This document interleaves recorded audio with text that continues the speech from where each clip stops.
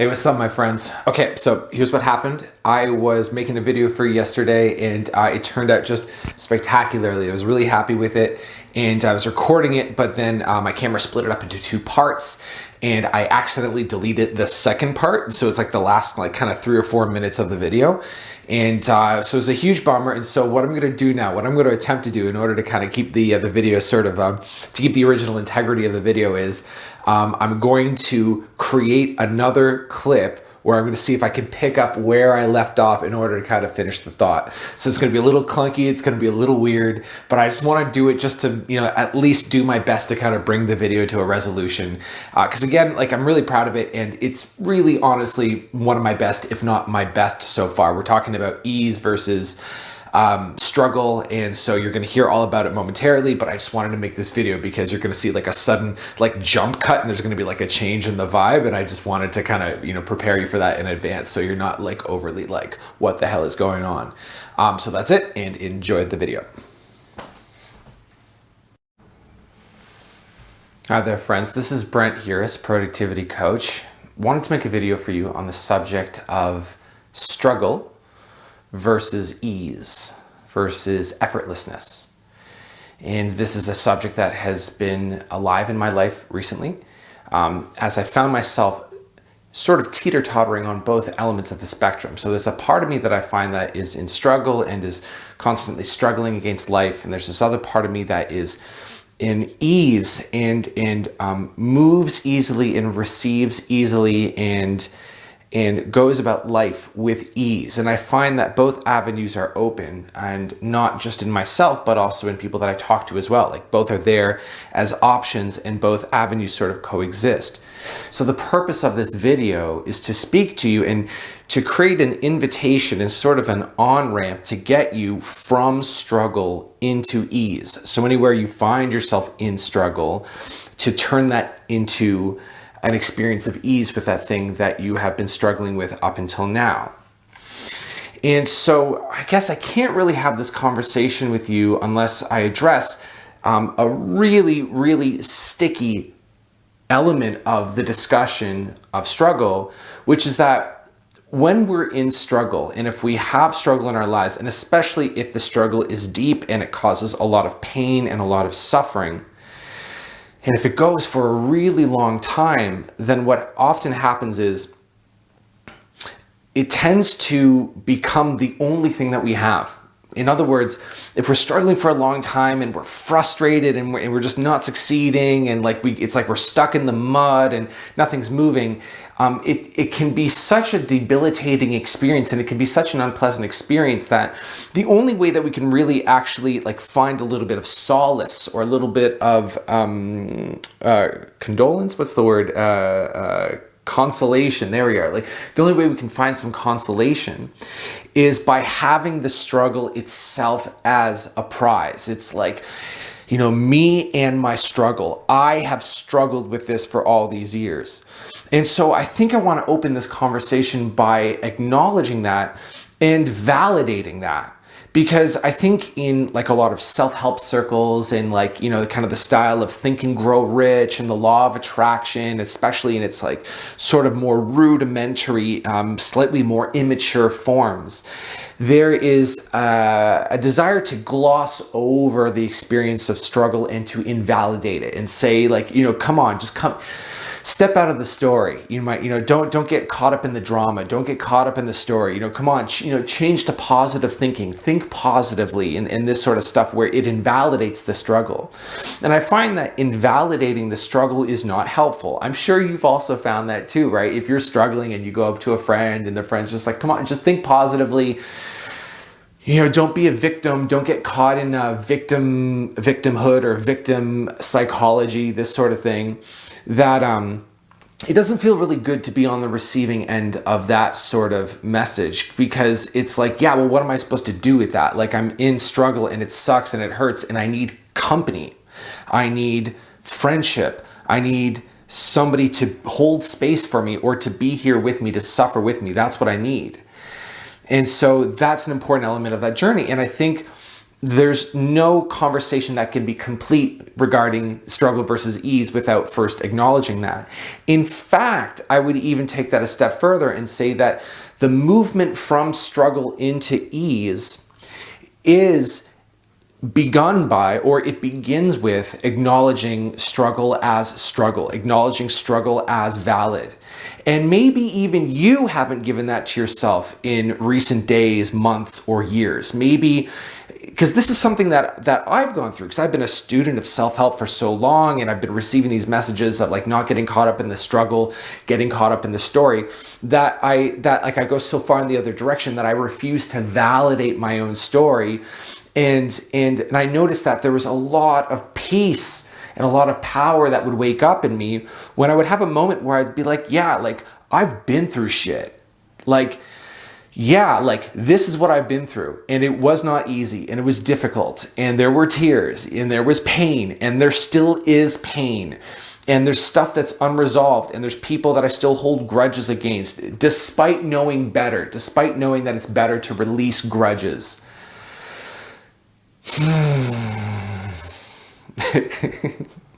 Feels really good to say. So like maybe you're feeling the same way. So maybe we can take a moment to acknowledge our struggle and acknowledge that it has not been easy. And it's been, you know, some things have just been like really easy for others and not easy for us. And maybe the opposite is also true, where like it's been really easy for us in certain ways and not easy for other people. And we can acknowledge that and let that be there. I think that's a really healthy and a really holistic image. And I think it all helps us grow and all helps us heal. And it helps us move on to the next step, which is moving into ease. Because step one is acknowledging struggle, just as we said, and step one cannot be skipped over. It cannot be expedited. It cannot be rushed impatiently. So it's not, you can't say, for example, like, yeah, okay, I've struggled, you know, I've been a victim, whatever, and like, you know, let's, you know, get me on to the next thing. It's like, no.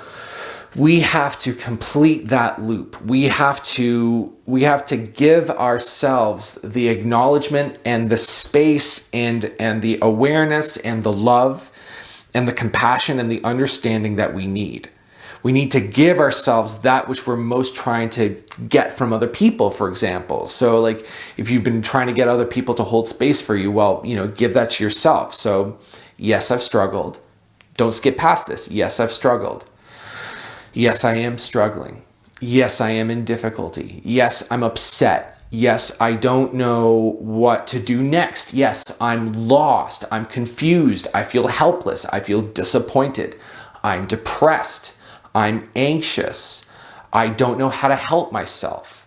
I don't know how to get out of this. I seem to be stuck. I don't know the movement forward. You can even feel, I'm sure, as we talk about this, there's a benediction, there's a blessing that comes from just letting that which is be as it is. Even though we would acknowledge that, like, maybe the depression and the struggle only maybe exists inside our experience. And it's like you can't go find struggle like on the street somewhere. It doesn't exist as an objective object, right? That's what people, when they make the argument about don't get caught up in the story, that's what they're talking about. But what we can acknowledge is that it's real in our experience. And because it's real in our experience, it's real. And so that's why we validate it. And so that's why we let reality be as it is. We acknowledge it. We accept it. And then with enough of that, and we're going to get on to the next step, but you may not be done this first step. So, you know, just imagine giving yourself as much time as you need to fully acknowledge that which needs to be acknowledged in you. And then what happens is, what you'll find, what you'll find is that there is an end. Like you can get relatively to the end of it, maybe 90%, 95%, 100%, where it's like you've acknowledged your struggle so completely, and so fully that there's sort of a plateau or a new space that you arrive in where you've just cried enough, you've cried sufficiently. And it's like, there's a sense of, okay, what now? What now? Where am I now? What's the situation now? Where do I find myself now? And that is a really exciting place to be in, because there's sort of a cleaning of the slate. There's a returning to the present moment. There's a dissolution of complications and complexity. In other words, all the complexity and complication just kind of dissolves. And you're left with this very simple question of, what do I do now? So the key to ease lies in attachment to the outcome, this concept of attachment to the outcome. And the concept of attachment to the outcome boils down to this very core question of, suppose you don't get what you want, could you be okay with that? Would you be willing to be okay with that? Could you accept not getting what you want? And I would like for you to sit with this question for a second, because you'll probably experience right away, universally, if you're like all of us, you'll experience a sense of your ego kind of going, no, I don't, no, that's not okay. I must get what I want. So think about the thing that you most want, money, career, relationship, sex, health, family, hobby, mastery, fame, traveling, whatever it is. Like, think about the thing that you want the most. And can you look at that thing and arrive at a place where it's acceptable not to receive it, or it's acceptable that you don't have it? Because if you were willing to arrive in a place like that, then you would have arrived at detachment from the outcome. So when I talk about detachment from the outcome, it's a very simple concept. I'm just talking about how, say for example, you're playing a video game, like say you're playing Doom, or you're playing Warcraft, or League of Legends, or whatever it is. And there's sort of, you are of a dual psychology, where on one hand, you are playing to win, and you're playing as hard as you can, and you want to get all the way to the end, and you're playing as skillfully and as best and as powerfully as you can. And at the same time, if you don't get there, it's okay. The opposite would be, like, imagine you're playing, say, Super Mario Brothers on Nintendo, and you're just playing, and then somebody comes up to you and puts a gun to your head and says, beat this level, otherwise, that's it for you, right? And so now you have to win this game. You have to win this game. What happens to all the fun that you were having playing this game? It's just gone. It just evaporates. It's not there. Now there's need. Now I have to. Now there's attachment to the outcome. And so whenever there's attachment to the outcome, there's no fun. There's no enjoyment. And if there's no fun and no enjoyment, there's no flow. If there's no flow, then it's struggle. It's need. Like, I need to get there. So anywhere we're operating from a psychology of need, so whenever we're doing something and I need to get this thing, then we've already paradoxically cut ourselves off from our greatest creative resources. Because you know what it's like when there's, by contrast, detachment from the outcome. So we're playing just for fun, despite playing with full effort and intention, at detachment from the outcome. You can see that you can learn a little bit more easily. The gameplay is a little bit more fluid. You can evolve your gaming strategy a little bit more easily. You'll also find that you're not tempted to procrastinate. It's not like you have to get yourself to play. Instead, you play because you want to. You play because it's fun and it's challenging and it's the right amount of challenging. It's fun because you can channel your intensity. You can channel your creative output in this way. You can play the game creatively, come up with your own way of playing. And of course, this applies to, any sort of art or writing or whatever. It's all, the same kind of thing. So when I'm talking about ease, I'm not talking about things being easy, like doing things that are easy. And I'm not talking about getting the result right away. And I'm not even talking about ease at the expense of playing really hard or trying really hard or applying yourself completely. So like ease, like, oh, I'm just going to sit back and everything's going to come to me. That's not exactly what I'm talking about. Instead, what I'm talking about is movement with ease in your life with a lack of struggle.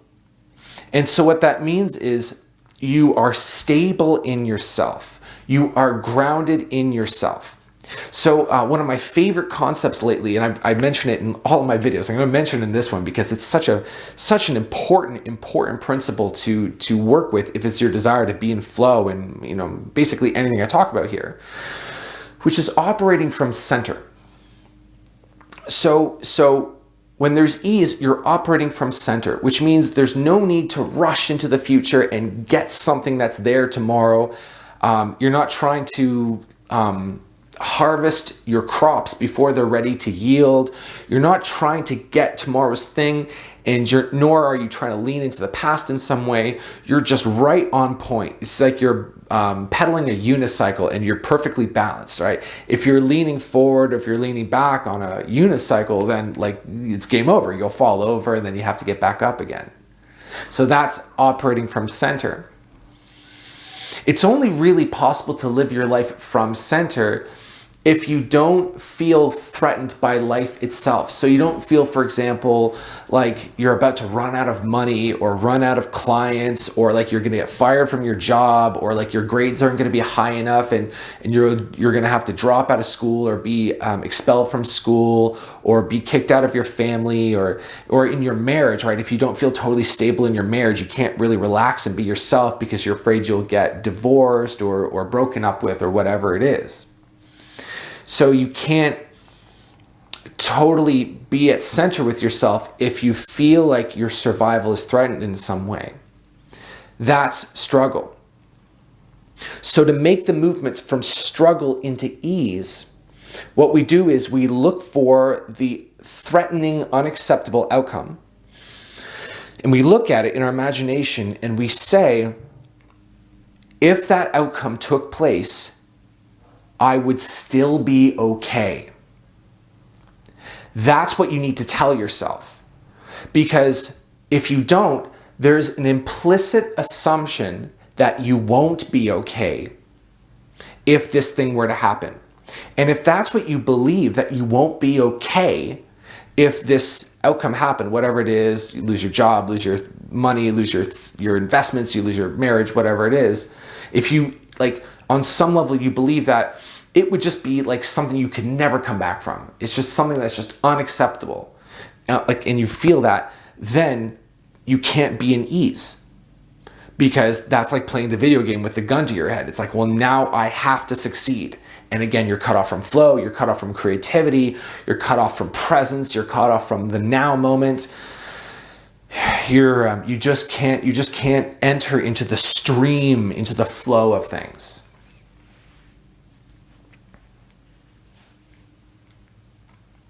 So that's the main technique and the main tool.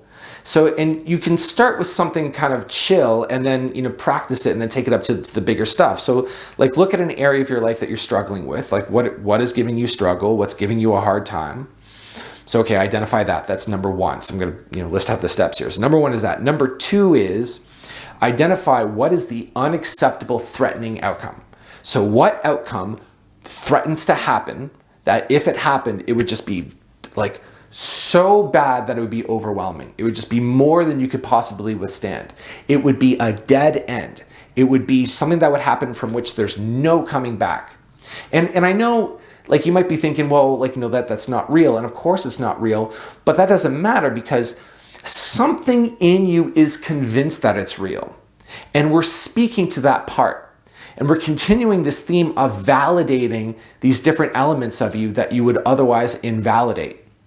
So maybe, for example, say you are running a business and it's kind of going, it's kind of succeeding, but you're like just afraid, nevertheless, that the customers will stop buying from you and your endeavor will collapse.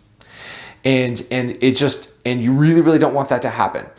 And there's like this, it occurs to you that like if it collapsed, it would just make you so sad and depressed and you would never start up and ever again. There's an intelligent, more rational thinking part of you that knows that that's not true, that knows that like, yeah, okay, I would come back from it in the end. But knowing that doesn't change the fact that there's a part of you that just super, super does not want to have that happen and is terrified about it actually happening. Okay, here we go. So this is the new clip now. So terrified about it happening, and there's a part of you that's convinced that it's gonna happen and that it would be terrible. So what we do is we look at that part of ourselves, we validate that, and we go, okay, this is what I'm scared of. This is what I'm terrified of. This is what I'm afraid of, and I believe that this is unacceptable. And then the next step would be to look at that outcome and to bring acceptance to it, and to bring this sense of, even if it did happen, I would continue to survive. On the deepest level, I would survive it. I would still be well, in the sense that I might be sad or upset, my situation might change, I might not get what I want, but ultimately I will be well. So can you bring yourself to a position, an emotional, mental position such as that one, and to affirm that and to kind of ground yourself there? Because if you can do that, then the endeavor that you're up to, whatever it is, now you can actually focus. Now you can actually pay attention. And then what you'll find is that you've naturally come to center. It's doing this exercise is what brings you to center. So now you're centered, and there's an invitation now for ease. You can be one of these people that you admire, or people that you've observed, or people that you're perhaps kind of angry at, that like naturally do well in a particular area. Now you can become one of those people. Now you can just find some ease and move along that way. So I think that is the conclusion of this video. That is either 98% of what I came here to say, or 100%. Again, I apologize for the kind of the chunkiness of this, but I really wanted to take some time to bring this back to a close. So that's it. So to boil it down into a major takeaway, start by validating your story. Start by validating your struggle. Give yourself all of that acceptance, and then look for the unacceptable outcome. Bring acceptance to that unacceptable outcome, and then notice how the slate is wiped clean, and how you can approach this task. And you can ask some better questions. You can ask questions like, okay, what can be done about this? How good can this get? There's like new creativity that comes in. So I hope that helps. In other announcements, you can get a one-on-one coaching session with me for $5 still. So still just a great deal. The links for that are below. There's my free course, Sustainable High-Level Productivity. It is a video training course. Again, it's just like a condensed version of just all of my best principles that I use when I work with clients to get them into sustainable high-level productivity. It is fantastic, in my opinion, and it's free, and it's there for you. So there's a link for that below. And that is all. Thank you so much for watching, and please take care of yourself. Goodbye.